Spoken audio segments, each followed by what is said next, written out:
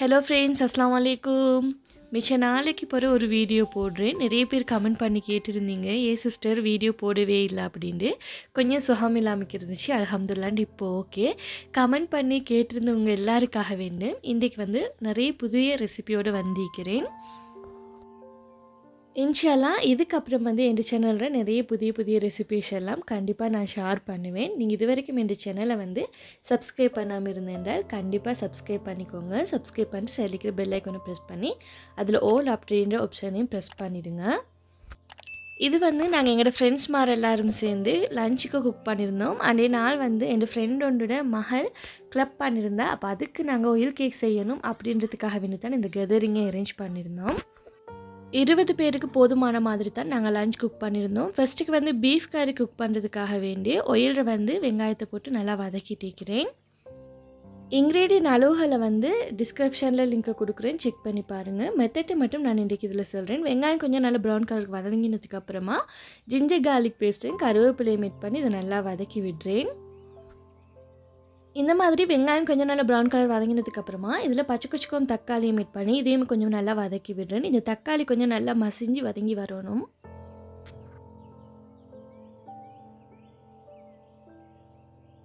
தக்காளி கொஞ்சம் நல்லா வதங்கி வந்ததுக்கப்புறமா கருவேப்பட்டையும் ஏலக்காயும் மிட் பண்ணிட்டு நல்லா மிக்ஸ் பண்ணி விட்டுட்டு இங்கே பீஃபை நல்லா வாஷ் பண்ணி வச்சுக்கிறோம். இது 4 kg பீஃப், 1 kg முள்ளோடையும் 3 kg முள் இல்லாமல் சதையும் எடுத்துக்கிறோம்.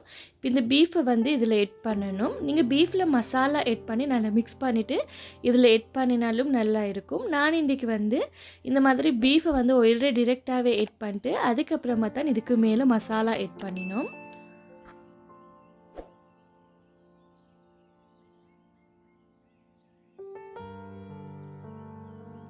இதில் எட் பண்ணிக்கிற மசாலா சிரக்குத்தூள், அதாவது ஸ்ரீலங்கன் கறி பவுடர் எட் பண்ணிட்டு கூடவே மஞ்சத்தூள் மிட் பண்ணி சில்லி பவுடரை மிட் பண்ணிட்டு சீரகமும் மிட் பண்ணியிருந்தோம். இதுக்கு தேவையான அளவு சோல்ட்டும் மிட் பண்ணிட்டு இதில் கொஞ்சமாக மிளகுத்தூள் மிட் பண்ணியிருந்தோம். அந்த சில்லி பவுடர்டையும் மிளகுடையும் காரம் வாரத்துக்கு மாதிரி எட் பண்ணிவிட்டு இதில் நாங்கள் ஒரு ஸ்பெஷலான மசாலா எட் பண்ணியிருந்தோம். என்னென்னு சொன்னீங்க, பீஃப் கறி மசாலா. இது பேக்கெட் ஷான் ப்ராடக்டில் வாங்குறதுக்கு இருந்துச்சு. அப்போ அதில் ஒரு ½ பேக்கெட் மாதிரி எட் பண்ணியிருந்தோம். எட் பண்ணிட்டு நல்லா மிக்ஸ் பண்ணி விட்டோம். நாங்கள் இந்த 4 kg பீஃபை எங்களுக்கு இந்த தாச்சியில் எட் பண்ணி குக் பண்ணுறதுக்கு கஷ்டமாக இருந்துச்சு. இந்த மாதிரி மசாலாவெல்லாம் எட் பண்ணி இதை நல்லா மிக்ஸ் பண்ணி விட்டதுக்கப்புறமா 4 kg பீஃப் குக் பண்ணுற அளவுக்கு ப்ரெஷர் குக்கர் மீக்கலாண்டே நாள் சின்ன ப்ரெஷர் குக்கர் ஒன்று தான் இருந்துச்சு. 2.5 kg பீஃப் குக் பண்ணுற அளவுக்கு மாதிரி இருந்துச்சு. அப்போ நாங்கள் இதை 2 தடவை மாதிரி இந்த மாதிரி மசாலாவெல்லாம் நல்லா மிக்ஸ் பண்ணிவிட்டு இதை ப்ரெஷர் குக்கரில் பீஃபை 2ஆக பிரித்து 2 ட்ரிப் மாதிரி குக் பண்ணியிருந்தோம். பீஃபுக்கு இந்த மாதிரி ப்ரெஷர் குக்கரில் எட் பண்ணதுக்கப்புறமா இந்த பீஃப் எந்த அளவுக்கு இருக்குதோ அதே அளவுக்கு வாட்டர் எட் பண்ணிவிட்டு இதை நல்லா குக் பண்ணி எடுத்திருந்தோம். இது ஒரு 30 மினிட்ஸ் குக் பண்ணால் போதும். ப்ரெஷர் குக்கரில் வச்சு குக் பண்ணக்குள்ள 2 தடவை மாதிரி நாங்கள் இதை குக் பண்ணியிருந்தோம். இங்கால 1 kg தாலை நல்லா வாஷ் பண்ணிட்டு அதில் வாட்டர் மிட் பண்ணிட்டு வெள்ளைப்பூடும் பச்சைக்குச்சிக்கவும் மிட் பண்ணியிருந்தோம். இது கூடவே கொஞ்சமாக வெங்காயமும் மிட் பண்ணிவிட்டு கூடவே கருவேப்பிலை, மஞ்சள் தூள், சில்லி பவுடர் மிட் பண்ணிவிட்டு இப்போ இதை நல்லா மிக்ஸ் பண்ணிவிட்டு ஸ்டவ் லோ ஃப்ளேமில் வச்சு இந்த தாலை நல்லா குக் பண்ணி எடுத்துருந்தோம்.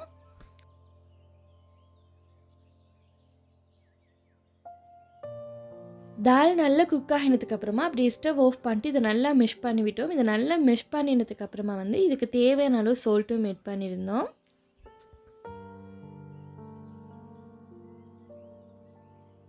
லாஸ்ட்டுக்கு இதில் நாங்கள் கோகனட் மில்க் தான் எட் பண்ணணும். பொதுவாக எல்லாருமே கோகனட் மில்க் தான் ஸ்ரீலங்காவில் எட் பண்ணுவாங்க. இங்கே எங்களுக்கு பெருசாக கோகனட் மில்க் கிடைக்கிறது இல்லை. நாங்கள் இன்றைக்கி ஃப்ரெஷ் மில்க் தான் எட் பண்ணியிருந்தோம். ஃப்ரெஷ் மில்க் எட் பண்ணிட்டு இதை நல்லா மிக்ஸ் பண்ணிவிட்டோம். ஃப்ரெஷ் மில்க் அளவு இந்த தால் உங்களுக்கு எந்த அளவுக்கு திக்னஸ் வேணுமோ அந்த அளவுக்கு மாதிரி பார்த்து எட் பண்ணினா போதும்.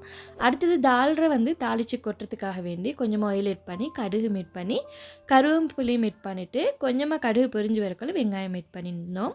வெங்காயமும் கொஞ்சம் லைட்டாக வதங்கி வரணும். லைட்டாக வதங்கி வந்ததுக்கப்புறமா இதில் வெள்ளைப்பூடும் எட் பண்ணினோம். இதில் வெள்ளைப்பூடி எட் பண்ணுற வீடியோ எடுத்து பட்டிக்கல்ல. இந்த மாதிரி வெள்ளைப்பூடும் வெங்காயமும் நல்லா ப்ரௌன் கலர் வதங்கினதுக்கப்புறமா ஸ்டவ் ஆஃப் பண்ணிட்டு இதில் சில்லி பவுடர் எட் பண்ணி இதை நல்லா மிக்ஸ் பண்ணி விட்டோம். சில்லி பவுடர் இந்த கலர் வாரத்துக்காக வேண்டி நாங்கள் இதில் எட் பண்ணுறேன். எட் பண்ணி நல்லா மிக்ஸ் பண்ணி விட்டதுக்கப்புறமா இதை அப்படியே தால் எட் பண்ணிட்டு நல்லா மிக்ஸ் பண்ணி விட்டோம். இப்போ தால் கறியை ரெடி ஆகிட்டுது. அடுத்தது அச்சார் செய்கிறதுக்கு அச்சார் வந்து நான் செய்யலை, என் ஃப்ரெண்டு ஒன்று தான் செஞ்சுருந்தா. ஃபஸ்ட்டுக்கு வந்து டேட்ஸ் இருக்கிற இந்த சீட்ஸ் எல்லாம் கலட்டிட்டு இதில் ஃபஸ்ட்டுக்கு வினாக்கிரி ஆட் பண்ணியிருந்தோம். வினாக்கிரி ஆட் பண்ணதுக்கப்புறமா கடுகு வந்து இந்த டேட்ஸில் ஆட் பண்ணி இது ஒரு 15 மினிட்ஸ் ஊற வச்சுருந்தோம். இது கொஞ்சம் நல்லா ஊறினதுக்கு அப்புறமா வந்து இது மிக்ஸி ஜாரில் போட்டு அரைச்சி எடுக்கணும்.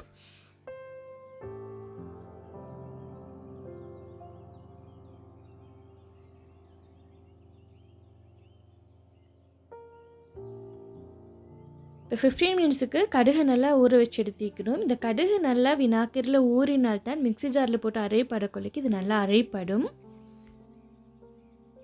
இதில் 2 துண்டு வெள்ளைப்பூடும் 1 துண்டு இஞ்சி ஆட் பண்ணிட்டு இதில் சுகரும் வந்து ஆட் பண்ணியிருந்தால் இது இன்க்ரீடியன்ட் அளவுகள் எல்லாம் நான் உங்களுக்கு டிஸ்கிரிப்ஷனில் கொடுக்குறேன், கண்டிப்பாக செக் பண்ணி பாருங்கள். இது கூட வந்து சில்லி பவுடரும் ஆட் பண்ணியிருந்தா.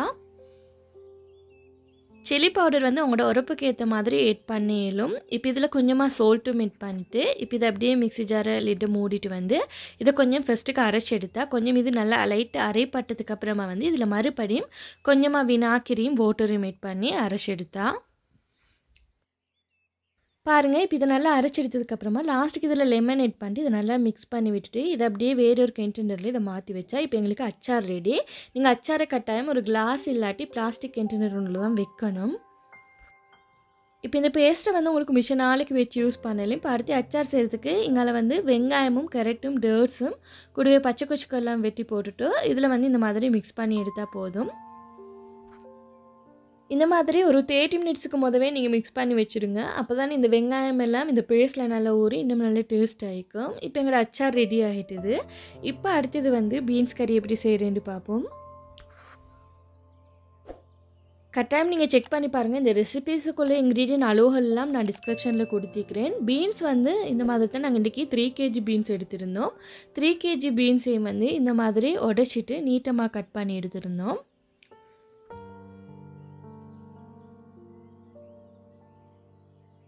பீன்ஸை வதக்கிறதுக்கு இதில் கொஞ்சமாக ஆயில் ஆட் பண்ணிட்டு ஆயில் கொஞ்சம் ஹீட் ஆனதுக்கப்புறமா கருவேப்பிலை ஆட் பண்ணேன். கருவேப்பிலை கொஞ்சம் பொரிஞ்சு வந்ததுக்கப்புறமா வெங்காயம், இது கூட பச்சை கொச்சுக்கும் ஆட் பண்ணிட்டு இதை கொஞ்சம் லைட்டாக வதக்கி விட்டேன். இது மிச்சம் வதங்க ஒன்றும் முடியல. இந்த மாதிரி லைட்டாக வதக்கி விட்டதோட வந்து இதில் வந்து கட் பண்ணி வச்சுருந்த பீன்ஸ் எல்லாம் ஆட் பண்ணுறேன். இதுக்கு மேலேயும் கொஞ்சமாக பச்சை கொச்சுக்கு ஆட் பண்ணிட்டு இதுக்கு தேவையான அளவு சோல்ட்டும் ஆட் பண்ணிவிட்டு நான் இதில் சிறக்குத்தூள் அதாவது ஸ்ரீலங்கன் கறி பவுடர் தான் ஒரு 2 டேபிள் ஸ்பூன் அளவுக்கு ஆட் பண்ணிட்டு 1 டேபிள் ஸ்பூன் அளவுக்கு சீரகமும் கூடவே உரப்புக்கு ஏற்ற மாதிரி கட்டுக்கொச்சுக்கும் ஆட் பண்ணிவிட்டு கொஞ்சமாக மஞ்சளும் ஆட் பண்ணியிருந்தேன். இது கூடவே மாசியும் ஆட் பண்ணிவிட்டு நல்லா மிக்ஸ் பண்ணி விடணும். நான் வந்து மாசியை வந்து இதை கொஞ்சம் மிக்ஸ் பண்ணி விட்டதுக்கப்புறமா தான் ஆட் பண்ணியிருந்தேன்.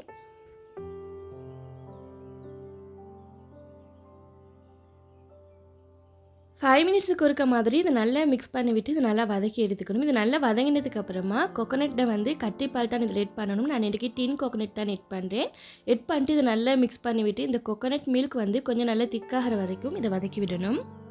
பாருங்கள், இந்த பீன்ஸோட வந்து அந்த கோகனட் மில்க் நல்லா செட் ஆகி நல்லா திக்காகி வந்துக்குது. இப்போ பீன்ஸ் கறி ரெடி ஆகிட்டுது. இப்போ அடுத்தது ரைஸ் குக் பண்ணுறதுக்கு இதில் கீ ஆட் பண்ணுறேன். இது கூட வந்து ஆயிலும் ஆட் பண்ணிட்டு இது கொஞ்சம் நல்லா ஹீட் ஆகினதுக்கப்புறமா இதில் வந்து கருவேப்பட்டையும் கராமும் ஆட் பண்ணிட்டு இது கூடவே ஏலக்காவும் ஆட் பண்ணுறேன். கூடவே கருவேப்பிலையும் ஆட் பண்ணி கொஞ்சம் பொரிஞ்சு வந்ததுக்கப்புறமா வெங்காயம் ஆட் பண்ணுறேன்.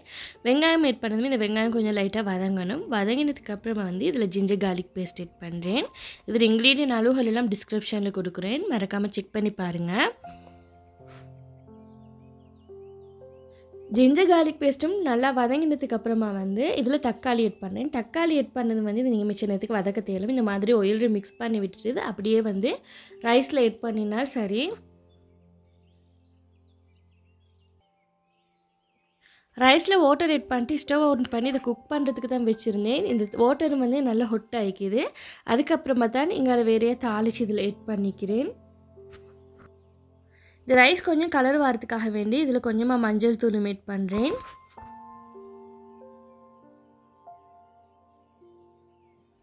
இவ்வளோ தான் ஃப்ரெண்ட்ஸ், நாங்கள் இன்றைக்கி குக் பண்ணியிருந்த ரைஸ் அண்ட் கறி. நீங்கள் ஒரு 20 பேர் குக் பண்ணணும் அப்படின்றால் இந்த இன்க்ரீடியன்ட் அளவுகள்லாம் ஆட் பண்ணி நீங்கள் குக் பண்ணி பாருங்கள், நல்லா சரியான அளவுக்கு வரும். மறக்காமல் இன்க்ரீடியன்ட் அளவுகள் எல்லாம் செக் பண்ணி பாருங்கள், டிஸ்கிரிப்ஷனில் கொடுத்திக்கிறேன். ரைஸ் வந்து புளிங்கினதுக்கு அப்புறமா எனக்கு காட்டுறதுக்கு மறந்துட்டுது. லாஸ்ட்டுக்கு தான் எங்களுக்கு ரைஸோட வீடியோ வந்து எடுத்துப்பட்டுது. நீங்கள் பிகினர்ஸாக இருந்தால் கூட கட்டாயம் ட்ரை பண்ணி பாருங்கள் ஃப்ரெண்ட்ஸ். நல்ல பெர்ஃபெக்டாக வரும். நாங்கள் அன்றைய நாள் வந்து ஃப்ரெண்ட்ஸ் மாதிரி எல்லோரும் சேர்ந்து சாப்பிடக்குள்ளைக்கு நல்ல டேஸ்ட்டாகவும் இருந்துச்சு, அதே மாதிரி நல்ல ஹெப்பியாகவும் இருந்துச்சு. ஈவினிங்க்கு வந்து ஸ்வீட் அரேஞ்ச் பண்ணியிருந்தோம். அப்போ அன்றைய நாள் வந்து நாங்கள் இந்த ஸ்வீட்டெல்லாம் செஞ்ச ரெசிபிஸ் உங்களுக்கு காட்டலை. இது வந்து நான் மட்டும் செய்யலை, எங்கள் ஃப்ரெண்ட்ஸ் மாதிரி எல்லோரும் சேர்ந்து ஒவ்வொருத்தர் ஒவ்வொன்றை செஞ்சுன்னு வந்திருந்தேன். நான் வந்து ஒயில் கேக் தான் செஞ்சுருந்தேன். ஒயில் கேக்கும் அந்த ஸ்வீட் முறுக்கு ரெசிபியும் தான் செஞ்சுருந்தேன். இந்த 2 ரெசிபியும் ஏற்கனவே போட்டிருக்கிறேன். உங்களுக்கு அந்த ரெசிபி பார்க்கணும் அப்படின்னா டிஸ்கிரிப்ஷனில் லிங்க் கொடுக்குறேன், செக் பண்ணி பாருங்கள். இவ்வளோதான் ஃப்ரெண்ட்ஸ் இந்த ரெசிபி உங்களுக்கு பிடிச்சிருந்ததுன்னா ப்ளீஸ் ஃப்ரெண்ட்ஸ் லைக் பண்ணுங்கள், ஷேர் பண்ணுங்கள், கமெண்ட் பண்ணுங்கள், மறக்காமல் சப்ஸ்கிரைப் பண்ணிட்டு சைடில் இருக்கிற பெல் ஐக்கானை ப்ரெஸ் பண்ணிவிடுங்க. தேங்க்ஸ் ஃபார் வாட்சிங்.